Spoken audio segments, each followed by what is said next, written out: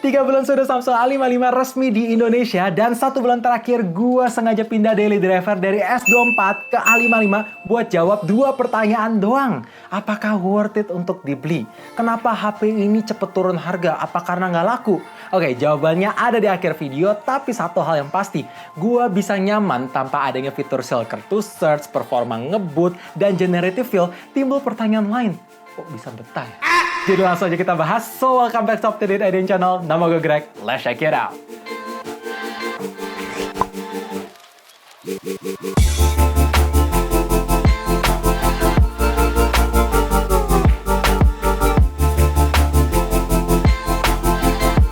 Exynos 1480 di HP ini bisa merubah paradigma gue mengenai Exynos ampas. Asli, gue nggak bercanda.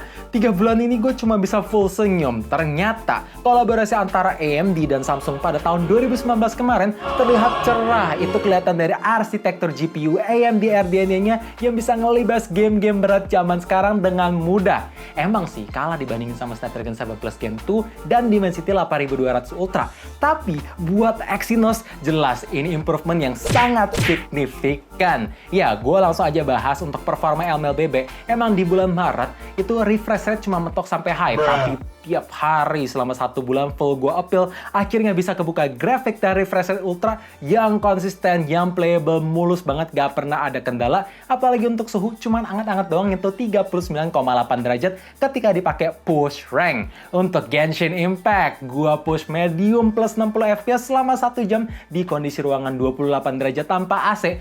Hasilnya suhu tertinggi cuma nyentuh 41,7 derajat. Jadi jelas ini lebih adem dan lebih stabil ketimbang Samsung A54 kemarin. Ya, peningkatan performanya berasa banget signifikan.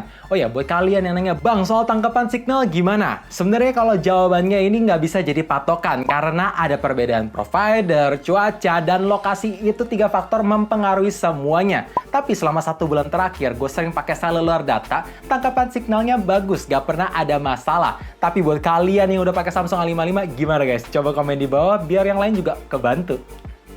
Nih buat kalian yang bilang, Morning Gorilla Glass mah nggak perlu dipakein screen protector tambahan, body metal juga udah pasti aman. Gue cuma mau kasih tahu ke kalian, segala sesuatu di dunia ini tuh ada batasnya. Ya, selama 3 bulan terakhir gue rela bertahan gak pakai ekstra proteksi ke HP ini buat ngasih tahu ke kalian. Udah dipakai hati-hati, taruh di meja nggak kena benda lain, masukin ke kantong juga nggak ada benda lain, tetep aja di bagian layar ada baretan halus. Dan ditambah, waktu duduk di mobil, HP ini nyesot dari kantong, kena samping seatbelt, ada dent. Jadi artinya apa? Jangan pelit modelin 50.000 buat tempered glass dan 100.000 buat casing. Daripada rugi berjuta-juta buat ganti spare part, sakit cuy. Jadi tambahin ekstra proteksi. Walaupun memang harus gue akui sih, build quality HP ini tuh nggak kaleng-kaleng. Bayangin kalau misalkan frame-nya pakai polikarbonat, bakalan berasa penyoknya.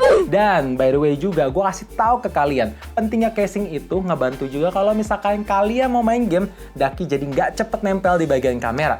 Karena ya susah bersihinnya. Dan HP ini juga bisa tahan air karena ada fitur IP67.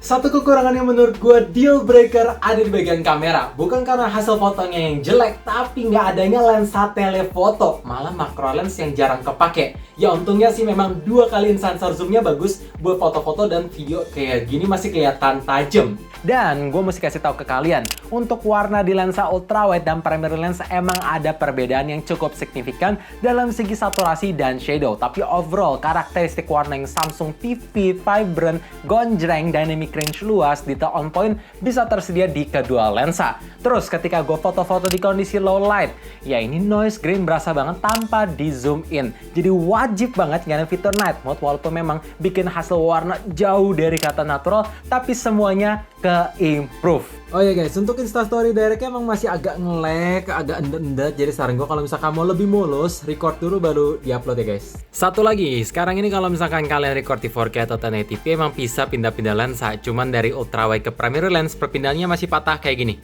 Ya, jadi gue berharap sih sebenarnya bisa dioptimize sama Samsung biar lebih bagus gitu. Dari bulan pertama nyobain HP ini sampai di bulan ketiga jadiin daily driver, gue bisa confirm kalau ketahanan baterainya itu solid dan ke-improve signifikan. Iya, dipakai main MLBB untuk push rank, sosmed, entertainment, nonton, itu SOT-nya bisa dapat 6 jam dengan koneksi seluler data. Dan kalau misalkan gue pakai koneksi WiFi, bisa dapat 9 jam 13 menit dalam satu kali ngecharge. Ya, ini jelas lebih awet ketimbang Samsung A54 kemarin, bahkan lebih awet ketimbang S24 yang gue pakai.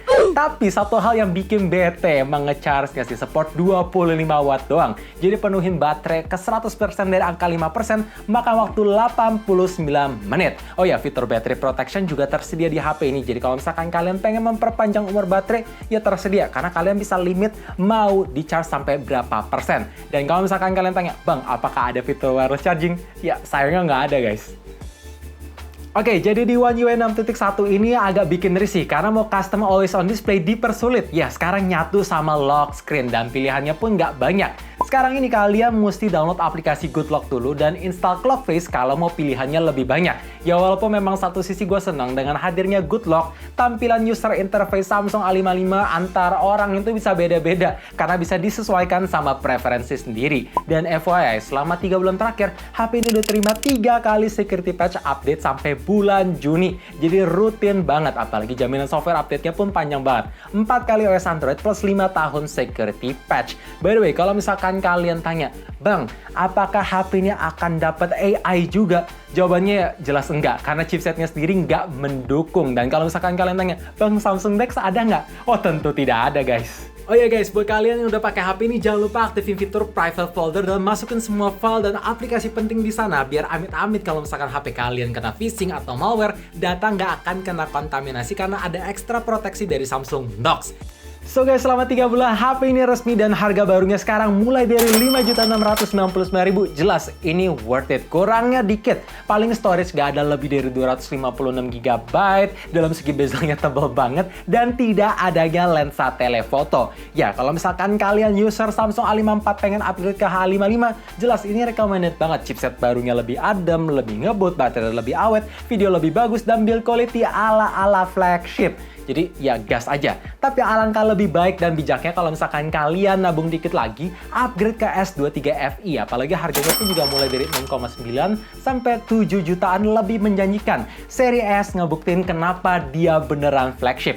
Performanya lebih aman untuk jangka panjang dan fiturnya pun lebih banyak. Terakhir, gue memang harus akui, ini adalah Samsung seri A5 yang gue kenal. Good job, Samsung. By the way, buat kalian yang udah gunain HP ini, coba share keluh kesahnya di bawah, supaya yang lagi bingung juga bisa terbantu. Gue berharap banget dengan adanya video ini, kalian terbantu. So, thank you for watching. Jangan lupa like, share, dan subscribe buat kalian yang belum subscribe. Sekaligus nyala lonceng notifikasinya juga, supaya tahu kapan video baru diupload. And as always, stay safe, stay healthy, dan stay updated with up to date.